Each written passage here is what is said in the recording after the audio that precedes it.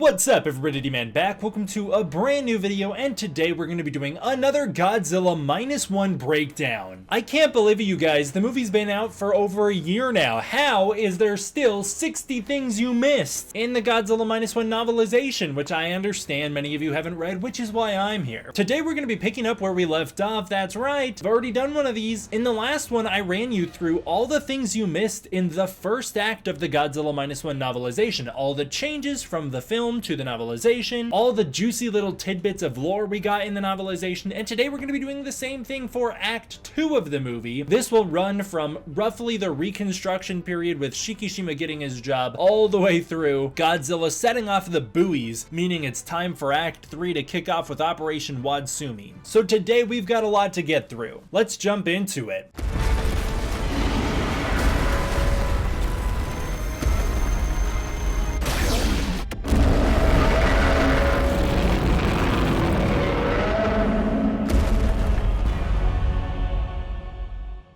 Before we continue, we have the momentum. This channel is gaining subscribers so freaking fast. If you're not subscribed, subscribe now. Join D-Force today. Let's try and get to 101,954 so that we can have 1954 subs back in there, at least for a second. I understand we probably won't stay there, nor should we, but come on, join today. And that is right, we are continuing our journey through the Godzilla -1 novelization. Now, for those of you who don't know, the Godzilla -1 novelization is the official extended canon version of Godzilla -1. Unlike the MonsterVerse novelizations and other film novelizations, the thing that makes this special is that it was written by the writer, director, and VFX supervisor of Godzilla -1, Takashi Yamazaki. This essentially is the extended version of his screenplay for Godzilla -1, and when you ask him questions about the lore of Godzilla -1 the film, he uses this novelization to support his answers, meaning it is the official canon version. This is officially canon. There are no ifs, ands, or buts, or whatever happened to Muto Primes. This is it. This is the story right here. So let's jump into it. Starting off, there's a little bit more time spent on the small day-to-day activities of Shikishima, Noriko, Sumiko, and the Shinseimaru crew. It's explained here that the crew have a lot deeper friendships with Noriko than you might get from watching the movie. She kind of does their laundry when they get back from their trips, and they hang out with her a lot. More attention is given to Japan's Reconstruction and the small intricacies of that. It's very clear Yamazaki is a deep historian when it comes to Japan's post-war period. It's implied Akitsu actually wants kids, and so he has a strong fatherly instinct towards Akiko. Akiko calls Shikishima Tol-chan, which is something she says in the movie, but something I didn't know is that this is culturally even more endearing than just calling him dad. This is a very friendly way of saying dad. It means that the bond that Akiko feels for Shikishima, it's beyond love and beyond respect, and it goes into friendship. She views him not only as a father, but as a friend, which makes it all the worse when Shikishima tells her he's not her dad. The gang winds up scolding Shikishima much harsher for him saying Akiko isn't his daughter in this book, as she begins to cry. Akitsu even calls himself Akiko's uncle during this conversation. There's a very small moment after the dinner scene where Shikishima is looking at the photos of the Odo Island mechanics. Noriko approaches from behind and she's unsure of what Shikishima is doing, as she at first thinks he's laughing only to realize he's crying. She then makes this comment, which it's translated from Japanese. I'm not certain 100% of the time if these translations are totally accurate, but she says that Koichi and her aren't like that in relation to being married, like they were discussing earlier at dinner. It's this actually really awkward moment where she is clearly super hurt by him shutting that conversation down, and Shikishima is also drunk during this. He's so shameful of the fact that he shut down the conversation about him and Noriko being married at dinner, that he can't even turn to face her. He can't even look at her. Later on, Noriko is fighting back her sorrows when she reveals her Ginza desk job to Shikishima. It's revealed in the novelization that she is heartbroken. Shikishima doesn't beg her to stay even harder, and she was hoping that by getting the job in Ginza, Shikishima would confess his love to her and tell her how much she means to him. The fact that he doesn't means that she is certain she needs this job and needs to leave eventually. Shikishima is equally heartbroken when Noriko leaves. He's mad at himself for not confessing and doing more to get her to stay. It seems some of Godzilla's radioactive flesh is discovered and recovered right after his attack on the US submarine. This alerts the Americans to his connections to the atomic bomb. They immediately realize it's their fault. Godzilla is their fault for the nuclear testing at Bikini Atoll. The Americans make that connection right away. Interestingly, we explore a little bit more here that the US isn't able to retaliate against Godzilla at all as he wages his war with the US naval ships, as they worry that any sort of retaliation in the Pacific will alert the Soviets and lead to a brand new war. So in the end, Godzilla's left to just rampage uncontested, sinking any ships he comes across in the Japanese waters. If you don't remember from the last video where we broke down all the things in the first half of the Godzilla -1 novelization, Godzilla's transformation was a lot more gruesome in the novelization, and you find out Godzilla is fully aware, fully conscious of what has happened to him and why it has happened. Godzilla's war on humanity, it's not an act of a mindless monster, it is a revenge quest. Godzilla is furious at the Americans and the humans for having turned him into this monster. It goes back to Shikishima's line from the first trailer for Godzilla -1, that monster will never forgive us. We find out that the death of the Odo Island mechanics is actually a popular story amongst soldiers in the war, but they all believe it was this massive US suicide attack against the island. None of them know what actually happened. It turns out 1 day passes between the discovery of the US tanker and Godzilla's attack at sea. In that time, they recover the mines, and Shikishima spends the entire night repairing those mines so that they're functional, as he's not able to get any sleep. Noda brings Shikishima coffee in the morning, and Shikishima mentions how much of a delicacy it is to have coffee in post-war Japan, and how it shows that Reconstruction is truly on its way. This is where you see Japan is truly making progress in the post-war recovery, only for Godzilla to come knock them back down to minus. Some of the deep sea fish that float up here at sea, and there's a whole lot more of them in the novelization than you see in the movie, have their eyes blown out as well as their guts hanging out of their mouth. Their eyes bulging as they surface is foreshadowing for what will happen to Godzilla at the end of the movie. This isn't really something you missed, but I just find it interesting how many different translations of this line there are, but Aikitsu's iconic line, "Someone's gotta do it," is originally a Japanese expression, "Look who won the poor lottery." In this novelization, it's translated as, "Somebody's gotta get the short end of the stick." Godzilla ambushing the Kaishin-maru shows his battle experience. He's probably learned this from fighting the American ships, and it also seems to be the same tactic he uses to chase around the deep sea fish, forcing them to surface in the first place. Akitsu realizes, and I thought this was incredibly awesome to read, upon the destruction of the Kaishin-maru, that to oppose Godzilla is to confront God. What an incredible line, and what a perfect way to sum up Godzilla. That is so freaking cool. Godzilla doesn't continue his attack on the Shinsei-maru after the destruction of the Takao simply because of the injuries he suffered from his own atomic blast. That's the reason Godzilla leaves. This was also interesting. It's just this tiny little moment. Noriko and Akiko actually show up at the hospital when Shikishima wakes up in order to bring him home. Later that night, there's this small little extended bit before Shikishima's big confession scene where he actually lies to Noriko, telling her that his injuries came from a mine that wasn't diffused properly, and it wound up blowing up, damaging the Shinsei-maru. After Shikishima's confession and after he slips into his traumatic episode, the thing that brings him out of it isn't Noriko's words, it's listening to her heartbeat. This pulls him out. I thought that was very touching. The next morning, it is watching Akiko drink the miso soup that makes Shikishima realize that he did survive Odo Island after all, and that this is reality. Godzilla makes landfall in Shinagawa. Just like in 1954, this is also iconically the location of his third transformation in Shin Godzilla, and before Shikishima gets notified of this, we get this tiny little moment where Akiko shows off her ability to juggle for Shikishima before returning to draw as the radio announces a giant monster's presence. There's a bit more of an extended moment in Shikishima's village as panic spreads out across the land as the air raid sirens hit, as Shikishima's village and people start to prepare for an enemy bombing raid to begin. Shikishima initially questions if another war has begun and if Japan's gonna be caught in the crossfires. As Shikishima realizes that Godzilla has made landfall, Akiko realizes how serious the radio broadcast is and how serious Shikishima is. It's here where he asks her to go to Sumiko's house by herself. She agrees and does so, which sets up for the ending of the movie when she wakes up by herself and goes to Sumiko's house. The chaos in the streets of Ginza is slightly extended here, with cars crashing into poles, people being trampled in buildings, people not being able to evacuate properly. The little girl in red winds up actually being dropped first before being recovered, and then Godzilla's foot comes crashing down in the streets, and it's explained here in the novelization. Godzilla's foot is 33 feet in diameter. I don't know how big other Godzilla's feet are, but that That seems huge.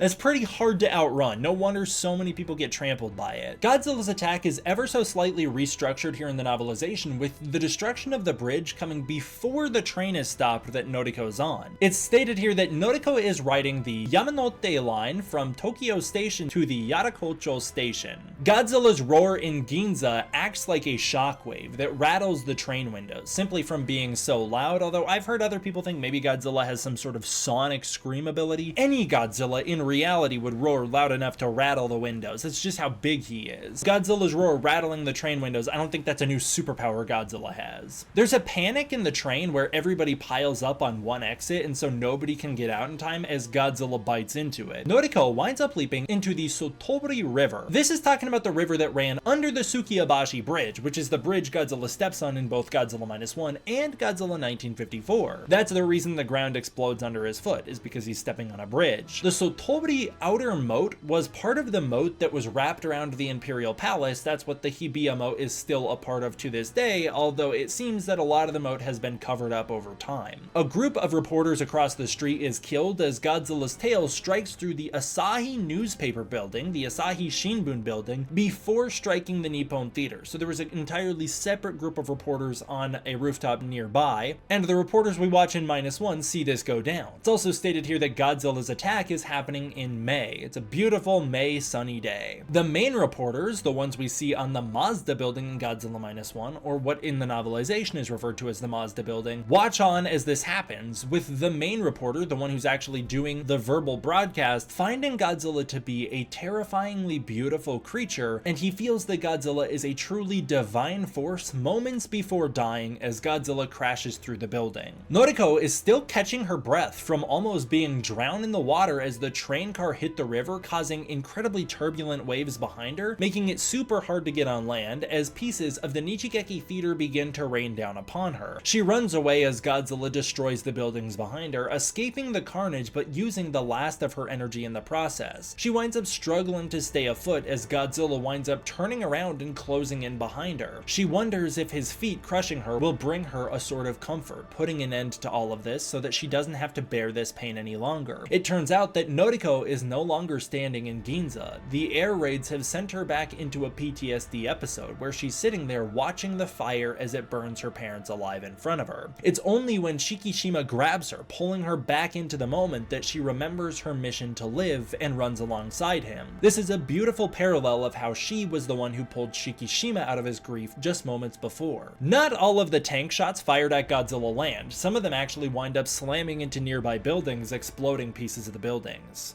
This is something he's talked about outside of the movie, but Yamazaki explicitly states Godzilla's atomic breath functions like an implosion-type atomic bomb. This is the same type of bomb that hit Nagasaki. The main blast zone, which I don't know if that means the fireball or what that means, but the main blast zone for Godzilla's atomic breath is around, estimated to be about 6 kilometers in radius. Not only this, but it stated that Godzilla's atomic breath is so hot that it skipped liquefying any of the buildings and instead immediately turns them to gas. The heat ray damages Godzilla in Ginza as well, just like it does at sea, and Godzilla takes a moment to heal from this. Maybe that's what he's doing when he's looking at the mushroom cloud, although that moment does still happen just after Godzilla heals up. Just after the atomic breath sequence happens and we cut to the aftermath, it's stated 1 day passes as we catch back up with the cleanup in Ginza. Again, it's reiterated that over 30,000 people were killed by Godzilla's atomic blast. The full blast radius, which again, I mean, like, what constitutes the full blast radius, I'm assuming this means light damage, is stated to be 12 kilometers. Now let's go back to a video I made when Godzilla -1 came out, where I was estimating how strong Godzilla's atomic breath was. My main estimates was that Godzilla's atomic breath was somewhere around 21 kiloton explosion. I thought it was pretty powerful, especially given what we see at Ginza. The novelization makes it clear it was a lot stronger than that. My high-end estimate was that Godzilla unleashed a 550 kiloton atomic explosion in Ginza. According to the novelization, if we take a couple things in factor, using the Nuke Map website, using a Fat Man-styled atomic explosion to create a fireball of around 6 kilometers, ours winds up being 6.41 kilometers, and a light blast damage radius of 12 kilometers, so the 6 to 12 ratio, you would need a bomb with a yield of 1,050 kilotons. That is